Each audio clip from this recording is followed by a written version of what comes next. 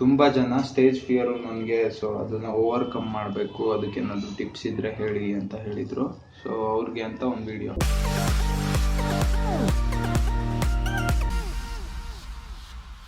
ಎಷ್ಟೋ ಸತಿ ನಮಗೆಲ್ಲ ವಿಷಯ ಗೊತ್ತಿರುತ್ತೆ, ನಾವೇ PPT ರೆಡಿ ಮಾಡಿರ್ತೀವಿ, ಬಟ್ ಸ್ಟೇಜ್ ಮೇಲೆ ಹೋಗಿ ಪ್ರೆಸೆಂಟೇಷನ್ ಕೊಡೋಕ್ಕೆ ಭಯ ಅನ್ನೋ ಒಂದೇ ರೀಸನ್ಗೆ ಬೇರೆಯವ್ರಿಗೆ ಕೊಡ್ತೀವಿ.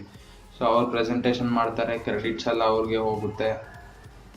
ಇದು ಒಂದು ಅಂತ ಅಲ್ಲ, ಈ ಥರ ಎಷ್ಟೋ ಆಪರ್ಚುನಿಟೀಸ್ ನೀವು ಹಾಳು ಮಾಡ್ಕೊಂಡಿರ್ತೀರ. ಯಾಕೆ ಅಂದರೆ ಸ್ಟೇಜ್ ಫಿಯರ್, ನಮ್ಮ ಸ್ಟೇಜಿಗೆ ಹೋಗೋದು ಅಂದರೆ ಭಯ ಅಂತ. ಎಷ್ಟು ಚಾನ್ಸ್ ಸಿಗುತ್ತೋ ಅಷ್ಟು ಅವಾಯ್ಡ್ ಮಾಡ್ತೀರಾ. ಬೇರೆಯವ್ರು ಯಾರನ್ನಾರು ತಳ್ಳೋದು ನಿಮ್ಮ ಬದಲು. ಯಾವಾಗ ಅವಾಯ್ಡ್ ಮಾಡೋಕ್ಕಾಗೋದೇ ಇಲ್ಲ, ಕುತ್ತಿಗೆ ಲೆವೆಲಿಗೆ ಬರುತ್ತೆ, ಕಂಪಲ್ಸರಿ ಮಾಡಲೇಬೇಕು ಅಂತಿರುತ್ತೆ, ಅವಾಗ ಹೋಗ್ತೀರಾ. ಸೊ ಈ ನರ್ವಸ್ನೆಸ್ ಅವೆಲ್ಲ ಒಂದೇ ಸತಿ ಅಟ್ಯಾಕ್ ಮಾಡಿಬಿಡುತ್ತೆ. ಇದಕ್ಕೆ ತುಂಬ ಒಂದು ರೀಸನ್ಸ್ ಇದೆ ಸ್ಟೇಜ್ ಫಿಯರ್ ಯಾಕೆ ಹಿಂಗೆ ಆಗ್ತಿದೆ ನಿಮಗೆ ಅಂತ. ಫಸ್ಟಿಂದ ನೀವು ಸ್ಟೇಜ್ ಮೇಲೆ ಹೋಗೋ ಚಾನ್ಸ್ ಬಂದಾಗೆಲ್ಲ ಆದಷ್ಟು ಅವಾಯ್ಡ್ ಮಾಡಿದ್ದೀರಾ. ಸೊ ನಿಮಗೆ ಪ್ರಾಕ್ಟೀಸ್ ಇಲ್ಲ, ಅದಕ್ಕೆ ಹಿಂಗಾಗ್ತಿದೆ. ಹೆಂಗೋ ಮಾಡಿದ್ರಾಯ್ತು ಅಂತ ಎಲ್ಲ ಅಂದ್ಕೊಳಕ್ಕೆ ಹೋಗ್ಬೇಡಿ. ಇದೊಂದು ಚಾನ್ಸ್ ಅಷ್ಟೇ ಸಿಕ್ಕಿದೆ. ನೀವು ಈ ಸತಿ ಇಂಪ್ರೂವ್ ಮಾಡಿಕೊಂಡ್ರೆ ನೆಕ್ಸ್ಟ್ ನಿಮಗೆ ಇನ್ನೊಂದು ಸತಿ ಮಾತಾಡಬೇಕಾಗಿ ಬಂದಾಗ ಇಂಪ್ರೂವ್ಮೆಂಟ್ ಇರುತ್ತೆ. ಇವಾಗ ಏನು ಮಾಡಿದ್ರೆ ಅದಕ್ಕಿಂತ ಚೆನ್ನಾಗಿ ಮಾಡ್ತೀರಾ. ಸೊ ನಿಮ್ಗೆ ಸಿಕ್ಕಷ್ಟು ಆಪರ್ಚುನಿಟೀಸ್ನ ಯೂಸ್ ಮಾಡ್ಕೋಬೇಕು. ರೀಸನ್ಸ್ ಕೊಡ್ತಾರೆ ಕೆಲವ್ರು, ನಂಗೆ ಎಲ್ಲ ಓಕೆ, ಬಟ್ ನಂಗೆ ಇಂಗ್ಲೀಷ್ ಬರಲ್ಲ, ಸ್ವಲ್ಪ ಕಾನ್ಫಿಡೆನ್ಸ್ ಇದೆ ಸ್ಟೇಜ್ ಮೇಲೆ ಮಾತಾಡೋಕ್ಕೆ, ಆದರೆ ಇಂಗ್ಲೀಷಲ್ಲಿ ಎಲ್ಲಿ ತಪ್ಪು ಮಾಡಿಬಿಡ್ತೀನೋ, ಗ್ರಾಮ್ಯಾಟಿಕಲಿ ಎಲ್ಲಿ ತಪ್ಪಾಗುತ್ತೆ, ಪ್ರೊನೌನ್ಸಿಯೇಷನ್ಸ್ ಬರಲ್ಲ ನನಗೆ, ಎಲ್ಲ ತಮಾಷೆ ಮಾಡ್ಬೋದು ನನ್ನ ಮೇಲೆ ಅಂತ ಅಂದ್ಕೊಳ್ತಾರೆ. ಹಾಗೇನಿಲ್ಲ, ಎಷ್ಟೋ ಟಾಪ್ ಆಥರ್ಸ್ ಯಾರ್ಯಾರಿದ್ದಾರೆ ಬಿಸ್ನೆಸ್ ಫೀಲ್ಡ್ಸ್ ಅದು ಇದೆಲ್ಲ ಸ್ಪೀಚಸ್ ನೋಡ್ತೀವಲ್ಲ TEDxಲ್ಲೆಲ್ಲ, ಯುರೋಪಿಯನ್ ಕಂಟ್ರೀಸ್, ರಷ್ಯನ್ಸ್ ಎಲ್ಲ ಇರ್ತಾರೆ. ಅವರೆಲ್ಲ ಮಾತಾಡೋದಷ್ಟೇ ಬ್ರೋಕನ್ ಇಂಗ್ಲೀಷ್, ಬಟ್ಲರ್ ಇಂಗ್ಲೀಷ್, ತಪ್ಪು ಮಾತಾಡ್ತಾರೆ, ಗ್ರಾಮ್ಯಾಟಿಕಲಿ ಸರಿ ಇರಲ್ಲ, ಅವ್ರ ಪ್ರೊನೌನ್ಸಿಯೇಷನ್ ಅವ್ರದ್ದೇ ಆ್ಯಕ್ಸೆಂಟ್ ಬೇರೆ ಥರ ಇರುತ್ತೆ. ಬಟ್ ಸ್ಟಿಲ್ ಅದರಲ್ಲಿ ನೀವು ಇಂಗ್ಲೀಷ್ನಾಗಲಿ ಏನು ಮೆಜರ್ ಮಾಡ್ತಾ ಇರಲ್ಲ. ನಿಮ್ಮ ಪ್ರೆಸೆಂಟೇಷನ್ಸ್, ಸ್ಪೀಚ್, ಸೆಮಿನಾರ್ಸ್ ಇದರಲ್ಲಿ ಏನು ಮೆಜರ್ ಮಾಡ್ತಾರೆ, ನಿಮ್ಮ ಕಾನ್ಫಿಡೆನ್ಸ್ ಏನಿದೆ, ನೀವು ಯಾವ ರೇಂಜ್ಗೆ ಎಕ್ಸ್ಪ್ಲೈನ್ ಮಾಡಿ ಅರ್ಥ ಮಾಡ್ಸೋಕ್ಕೆ ಟ್ರೈ ಮಾಡ್ತೀರಾ ಅಂತ ನೋಡ್ತಾರೆ ಅಷ್ಟೇ. ಸೊ ನೀವು ಇಂಗ್ಲೀಷ್ ಒಂದನ್ನ ರೀಸನ್ ಇಟ್ಕೊಂಡು ಅವಾಯ್ಡ್ ಮಾಡೋಕ್ಕೆ ಹೋದರೆ ನಿಮ್ಮ ತಪ್ಪು ಅದು.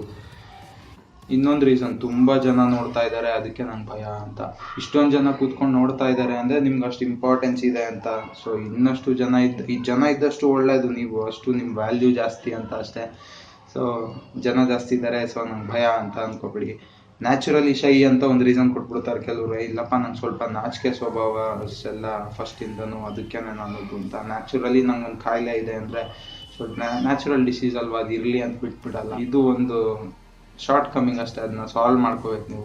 ಇದು ನೀವು ಮಾಡಿದ ಮಿಸ್ಟೇಕ್ಸ್ ಬಗ್ಗೆ ಹೇಳಿದಾಯ್ತು. ಈಗ ಕೆಲವು ಸ್ಟೆಪ್ಸ್ ಹೆಂಗೆ ಇಂಪ್ರೂವ್ ಮಾಡ್ಕೋಬೇಕು ನಿಮ್ಮ ಸ್ಪೀಕಿಂಗ್ ಸ್ಕಿಲ್ಸ್ ಎಲ್ಲ ಅಂತ. ನೀವು ಅಂದ್ಕೊಳ್ಳಿ, ನರ್ವಸ್ನೆಸ್ ಅಲ್ಲ, ಇದು ಎಕ್ಸೈಟ್ಮೆಂಟ್ ಅಂತ. ನೀವು ಯಾವ ಸ್ಕೂಲಲ್ಲಿದ್ದಾಗೆಲ್ಲ ನಾವು ಟೂರಿಗೆ ಹೋಗ್ತೀವಿ ಅಂದರೆ ರಾತ್ರಿ ಎಲ್ಲ ನಿದ್ದೆನ ಬರ್ತಾ ಇರಲ್ಲ, ಖುಷಿಗೆ ನಾಳೆ ಹೆಂಗಿರುತ್ತೋ ಅಂತ ಎಕ್ಸೈಟ್ಮೆಂಟಲ್ಲೇ ನಿದ್ದೆ ಬರ್ತಾ ಇರಲ್ಲ. ಇದು ಹಂಗೆ ಅಂದ್ಕೊಳ್ಳಿ, ನಿಮ್ಗೆ ಎಕ್ಸೈಟ್ಮೆಂಟು, ಖುಷಿ ಜಾಸ್ತಿ ಆಗಿಬಿಟ್ಟಿದೆ ನಿಮಗೆ ಸ್ಟೇಜ್ ಮೇಲೆ ಹೋಗಿ ಮಾತಾಡೋಕ್ಕೆ ಚಾನ್ಸ್ ಸಿಕ್ಕಿದ್ದಕ್ಕೆ, ಅದಕ್ಕೆ ಹಿಂಗಾಗ್ತಿದೆ ಅಂತ ಅಂದ್ಕೊಳ್ಳಿ. ಅದು ನರ್ವಸ್ನೆಸ್ ಅಂತ ಟ್ರೀಟ್ ಮಾಡೋಕ್ಕೆ ಹೋಗ್ಬೇಡಿ. ಅಲ್ಲಿರೋ ಆಡಿಯನ್ಸ್ ಎಲ್ಲ ನಿಮ್ಮ ಕಾಲು ಎಳಿಯೋಕ್ಕೆ ನೋಡ್ತಿದ್ದಾರೆ ಅಂತ ಯಾಕೆ ಅನ್ಕೋತೀರಾ? ನಿಮಗೆ ಸಪೋರ್ಟಿವ್ ಆಗಿದ್ದಾರೆ ಎಲ್ಲ ಅಂದ್ಕೊಳ್ಳಿ. ಎಲ್ಲ ನಮ್ಮ ಫ್ರೆಂಡ್ಸೇ, ನಮ್ಮವರೇನೆ, ಗೊತ್ತೇ ಇರಲ್ಲ ಕೆಲವು ಸತಿ ಯಾರು ಅಂತ. ಅವಾಗ ಅಂದ್ಕೊಳ್ಳಿ ನಮ್ಮವ್ರು ಯಾರೋ ಇದ್ದಾರೆ ಒಳಗೆ. ದ ಮೋಸ್ಟ್ ಸಪೋರ್ಟಿವ್ ಪರ್ಸನ್ ನಿಮ್ಗೆ ಯಾರು, ಮೇ ಬಿ ಫಾದರ್, ಮದರ್ ಯಾರೋ ಇರ್ಬೋದು, ಅವ್ರು ಕೂತಿದ್ದಾರೆ ಅದರೊಳಗೆ ಅಂತ ಇಮ್ಯಾಜಿನ್ ಮಾಡ್ಕೊಳ್ಳಿ. ನೀವು ಸಕ್ಸಸ್ಫುಲಿ ಕಂಪ್ಲೀಟ್ ಮಾಡಲಿ ಅಂತ ವೆಯ್ಟ್ ಮಾಡ್ತಿದ್ದಾರೆ ಅಂತ. ಸೊ ಎಲ್ಲ ಒಳ್ಳೇದೇ ಆಗುತ್ತೆ ಅಂದ್ಕೊಳ್ಳಿ, ಯಾಕೆ ಕೆಟ್ಟದಾಗುತ್ತೆ ಅಂದ್ಕೊಳ್ತೀರಾ? ಇಲ್ಲ ಹಾಗೆ ಆಗುತ್ತೆ ಅಂದ್ಕೊಂಡ್ರೆ ಇಮ್ಯಾಜಿನ್ ವರ್ಸ್ಟ್. ನಾನೇನು ಮಾಡ್ತೀನಿ, ನನಗೇನಾದ್ರು ನರ್ವಸ್ನೆಸ್ ಆದರೆ ಏನಾಗ್ಬೋದು ಮ್ಯಾಕ್ಸಿಮಮ್ ಅಂತ ಥಿಂಕ್ ಮಾಡ್ತೀನಿ. ನಾನು ಸ್ಟೇಜ್ ಮೇಲೆ ಹೋಗ್ತೀನಿ ಮಾತಾಡೋಕ್ಕೆ, ಮರ್ತೋಗ್ತೀನಿ, ಎಲ್ಲನೂ ಬ್ಲ್ಯಾಂಕ್ ಆಗ್ಬೋದಾ, ಇಟ್ಸ್ ಓಕೆ. ನಾನು ಪಾಯಿಂಟ್ಸ್ ಏನೋ ಬರ್ಕೊಂಡಿರ್ತೀನಿ, ನೋಡ್ಬಿಟ್ಟು ಮಾತಾಡ್ತೀನಿ. ಅಥವಾ ಅಲ್ಲೇನೋ ತಪ್ಪು ಮಾತಾಡ್ತೀನಿ, ಜನ ಎಲ್ಲ ನಗಾಡ್ತಾರೆ, ಅಷ್ಟೇ ತಾನೇ, ನಗಾಡಲಿ, ಮರ್ತೋಗ್ತಾರೆ, ಎಷ್ಟು ದಿನ ನೆನ್ಪಿಟ್ಕೊಳ್ತಾರೆ, ಅದೇನು ಎಂತೆಂಥ ಜೋಕ್ಸ್ನೇ ಮರೀತಾರೆ. ನನ್ನ ಮಿಸ್ಟೇಕ್ನ ನೆನ್ಪಿಟ್ಕೊಂಡು ಯಾರು ನನ್ನ ಲೈಫ್ ಟೈಮ್ ಯಾರು ಟೀಸ್ ಮಾಡೋಕ್ಕೆ ಬರಲ್ಲ. ಸೊ ಮ್ಯಾಕ್ಸಿಮಮ್ ಏನಾಗುತ್ತೆ ಅಷ್ಟೇ, ಎಲ್ಲ ಮರ್ತ್ಬಿಡ್ತಾರೆ. ಅದಕ್ಕೆ ನೀವು ತಲೆ ಕೆಡಿಸ್ಕೊಂಡು ಓವರ್ ಥಿಂಕ್ ಮಾಡೋಕ್ಕೆ ಹೋಗ್ಬೇಡಿ. ಏನಾಗುತ್ತೆ ನಾಳೆ ಅನ್ನೋದು ಅದು ನಮ್ಮ ಕೈಲಿ ಇರಲ್ಲ. ಸೊ ಔಟ್ಕಮ್ಸ್ನ ನೀವು ತಲೆಯಲ್ಲೇ ಇಮ್ಯಾಜಿನ್ ಮಾಡಿಕೊಂಡು ಮಲ್ಟಿಪ್ಲೈ ಮಾಡೋಕ್ಕೆ ಹೋಗ್ಬೇಡಿ. ನಿಮ್ಮ ಕೆಲಸ ಎಷ್ಟಿದೆ ಅಷ್ಟು ಮಾಡಿ, ನೀಟಾಗಿ ಪ್ರಿಪೇರ್ ಆಗಿ ಹೋಗಿ ಅಟೆಂಡ್ ಮಾಡಿ. ಪ್ರಿಪೇರ್ ಅಂದರೆ ಬರೀ ಬುಕ್ ನೋಡಿಕೊಂಡು 50 ಸತಿ ಕಲ್ತ್ಬಿಟ್ಟು ಆ ಪ್ಯಾರನ್ನ ಬಯಾಟ್ ಮಾಡಿ ಅಲ್ಲಿ ಹೋದ್ಮೇಲೆ ನನಗೆ ಬರಲಿಲ್ಲ ಅಂತ ಅನ್ನೋದಲ್ಲ. ನೀವು ಮಾತಾಡೋದು ಪ್ರಾಕ್ಟೀಸ್ ಮಾಡ್ತಾ ಇದ್ದೀರಾ, ಸೊ ಅದನ್ನು ನೀವು ಮಾತಾಡಿನೇ ಪ್ರಾಕ್ಟೀಸ್ ಮಾಡಬೇಕು. ನಿಮ್ಮ ಮನೆಯವರೆಲ್ಲರನ್ನೂ ಕೂರಿಸ್ಕೊಂಡು ಅವ್ರು ಹೇಳಿ, ಈ ಥರ ಏನೋ ಸ್ಪೀಚ್ ಇದೆ, ಸೊ ನಾನು ಪ್ರಿಪೇರ್ ಆಗಿದ್ದೀನಿ, ಒಂದು ಸ್ವಲ್ಪ ಕೇಳಿಸ್ಕೊಳ್ಳಿ, ಏನಾದರೂ ಮಿಸ್ಟೇಕ್ಸ್ ಇದ್ದರೆ ಕರೆಕ್ಟ್ ಮಾಡ್ಕೊಳ್ತೀನಿ ಅಂತ ಖುಷಿಯಾಗಿ ಕೇಳಿಸ್ಕೊಳ್ತಾರೆ. ಅವ್ರ ಮುಂದೆ ಮಾತಾಡಿ, ಮಲ್ಟಿಪಲ್ ಟೈಮ್ಸ್ ಈ ಥರ ಪ್ರಾಕ್ಟೀಸ್ ಮಾಡಿ. ಸೊ ನೀವು ಆಡಿಯನ್ಸ್ ಹತ್ರ ಹೋದಾಗ ನಿಮ್ಗೆ ಭಯ ಆಗಲ್ಲ. ಇನ್ ಕೇಸ್ ಚಾನ್ಸ್ ಸಿಕ್ಕರೆ ಆಡಿಟೋರಿಯಂ ಅಥವಾ ನಿಮ್ಮ ಕ್ಲಾಸ್ ರೂಮ್ ಇರ್ಬೋದು, ಖಾಲಿ ಇದ್ದಾಗ ಒಂದ್ಸತಿ ಹೋಗಿ ನಿಂತ್ಕೊಳ್ಳಿ, ಸ್ಟೇಜ್ ಮೇಲೆ ನಿಂತ್ಕೊಂಡು ಮಾತಾಡಿ, ಪ್ರಾಕ್ಟೀಸ್ ಆಗುತ್ತೆ. ಸೊ ನಿಮ್ಗೆ ಅಂತ ಏನು ಹೊಸದಾಗಿ ಫೀಲ್ ಅನ್ಸಲ್ಲ, ಫಸ್ಟೇ ನಾನು ಇದು ಬಂದಿದ್ದೆ ಅನ್ನೋ ಥರ ಫೀಲ್ ಇರುತ್ತೆ. ಸೊ ಇದಿಷ್ಟೇ ಏನಂದರೆ ನೀವು ಎಷ್ಟು ಪ್ರಾಕ್ಟೀಸ್ ಮಾಡ್ತೀರಾ ಅಷ್ಟು ನಿಮ್ಗೆ ಯೂಸ್ ಆಗುತ್ತೆ ಅಷ್ಟೇ. ನೀವು ಈ ಸತಿ ಏನೋ ಇನಿಷಿಯೇಟಿವ್ ತೊಗೊಂಡು ಈ ಸತಿ ನೀವು ಮಾತಾಡಿದರೆ ಸೆಕೆಂಡ್ ಚಾನ್ಸ್ ಸಿಗುತ್ತೆ ಇನ್ನೊಂದು ಮಂತ್ ಆದಮೇಲೆ, ಯಾವಾಗಲೂ ಸಿಕ್ಕಾಗ ಇದಕ್ಕಿಂತ ಇಂಪ್ರೂವ್ಮೆಂಟ್ ಆಗಿರುತ್ತೆ ಹೊರತು ಯಾವತ್ತೂ ಕಮ್ಮಿ ಆಗಲ್ಲ ಅದು. ಸೊ ನೀವು ಇವತ್ತು ಪೋಸ್ಟ್ ಮಾತಾಡೋದನ್ನ ಅವಾಯ್ಡ್ ಮಾಡಿದರೆ ಇನ್ನು ನೆಕ್ಸ್ಟ್ ಚಾನ್ಸಲ್ಲಿ ಏನು ಬರುತ್ತೆ, ಇವತ್ತು ಆಗಬೇಕಾಗಿದ್ದ ಲೋವರ್ ಲೆವೆಲಲ್ಲಿ ಈಗ ಏನಿದ್ದೀರಾ ಅದರಲ್ಲೇ ಇರ್ತೀರ. ಸೊ ನೀವು ಚಾನ್ಸಸ್ ತೊಗೊಂಡಷ್ಟು ನಿಮ್ಮ ಲೆವೆಲ್ ಇಂಪ್ರೂವ್ ಆಗ್ತಾ ಹೋಗುತ್ತೆ. ಮತ್ತು ಇನ್ನೊಂದಿರುತ್ತೆ, ಹೆಂಗೋ ಮಾಡಬೇಕು ಮಾಡಿ ಮುಗಿಸ್ಬಿಡೋಣ ಅಂತ. ಹಂಗೆ ಅನ್ಕೋಬೇಡಿ, ಇದೊಂದು ಚಾನ್ಸ್ ಸಿಕ್ಕಿದೆ ಯೂಸ್ ಮಾಡ್ಕೋಬೇಕು, ಸ್ವಲ್ಪ ಜನ ನನ್ನ ರೆಕಗ್ನೈಸ್ ಮಾಡೋ ಥರ ಮಾಡ್ಕೋಬೇಕು ಅಂತನಾದರೂ ಅಂದ್ಕೊಳ್ಳಿ. ಇಲ್ಲ ಅವ್ರಿಗೆ ಏನೂ ಗೊತ್ತೇ ಇಲ್ಲ ಈ ಟಾಪಿಕ್ ಬಗ್ಗೆ, ನಾನು ಕಲಿಸ್ಬೇಕು ಅವ್ರಿಗೆ ಈ ವಿಷಯದ ಬಗ್ಗೆ ಅಂತನಾದರೂ ಅಂದ್ಕೊಳ್ಳಿ. ಸೊ ಸಿಕ್ಕಿದ ಚಾನ್ಸ್ ನೀಟಾಗಿ ಎಕ್ಸ್ಪ್ಲೈನ್ ಮಾಡಿ ಮಾತಾಡಿ. ಬುಲೆಟ್ಸ್ ಹೊಡೆದಂಗೆ ಪಾಯಿಂಟ್ಸ್ನ ಪಟ ಅಂತ ಹೇಳಿಬಿಟ್ಟು ಬ್ಯಾಕ್ ಟು ಬ್ಯಾಕ್ ಕೊಡಬೇಕು ಅಂತ ಏನಿಲ್ಲ. ಒಂದು ಪಾಯಿಂಟ್ ಹೇಳಿ, ಜನಗಳ ರಿಯಾಕ್ಷನ್ ಅಬ್ಸರ್ವ್ ಮಾಡಿ, 1-2 ಸೆಕೆಂಡ್ ಗ್ಯಾಪ್ ಕೊಡಿ ಆರಾಮಾಗಿ. ಅದೇನು ಕಂಪಲ್ಷನ್ ಏನಿಲ್ಲ, ನೀವೇನು ಫಾಸ್ಟಾಗಿ ಹೇಳ್ಕೊಂಡು ಹೋಗೋದು. ನೀವು ಕೊಡೋ ಇನ್ಫಾರ್ಮೇಷನ್ಗೆ ಅನ್ನೋದಕ್ಕಿಂತ ನೀವು ಮಾತಾಡೋ ರೀತಿ, ನಿಮ್ಮ ಕಾನ್ಫಿಡೆನ್ಸ್ ಅವು ತುಂಬ ಮ್ಯಾಟ್ರ್ ಆಗುತ್ತೆ. ಸೊ ಅದೊಂದು ನೆನ್ಪಿಟ್ಕೊಳ್ಳಿ.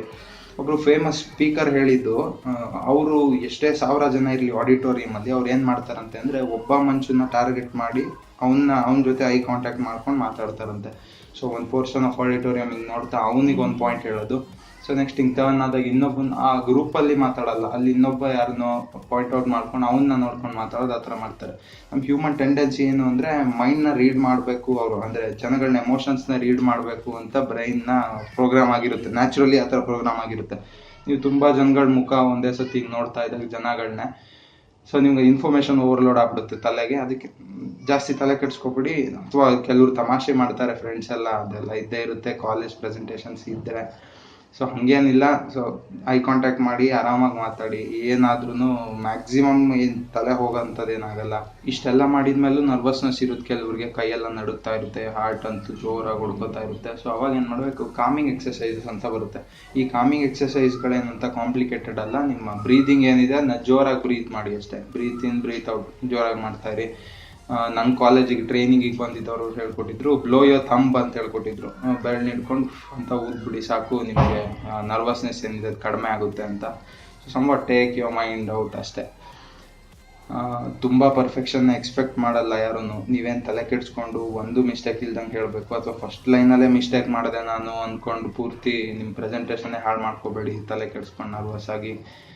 ಎಲ್ಲ ಮಿಸ್ಟೇಕ್ಸ್ ಮಾಡ್ತಾರೆ, ಮಿಸ್ಟೇಕ್ ಆಗ್ಬೋದು, ಆಗುತ್ತೆ ಅಂತ ಎಕ್ಸ್ಪೆಕ್ಟ್ ಮಾಡ್ಕೊಂಡಿರಿ. ಯಾರು ಪರ್ಫೆಕ್ಷನ್ ಎಕ್ಸ್ಪೆಕ್ಟ್ ಮಾಡ್ತಿಲ್ಲ. ನಿಮ್ಮ ಕಾನ್ಫಿಡೆನ್ಸ್ ಏನಿದೆ, ನಿಮ್ಮ ಟಾಕಿಂಗ್ ಸ್ಕಿಲ್ಸ್ ಏನಿದೆ ಅದನ್ನ ನೋಡ್ತಾರೆ. ಸೊ ಚಾನ್ಸ್ ಸಿಕ್ಕಾಗ ಖಂಡಿತ ಅವಾಯ್ಡ್ ಮಾಡಿಬಿಡಿ, ಯೂಸ್ ಮಾಡ್ಕೊಳ್ಳಿ. ವಿಡಿಯೋ ಇಷ್ಟ ಆಗಿದ್ರೆ ಲೈಕ್ ಮಾಡಿ, ಚಾನೆಲ್ನ ಸಬ್ಸ್ಕ್ರೈಬ್ ಮಾಡಿ. Thank you.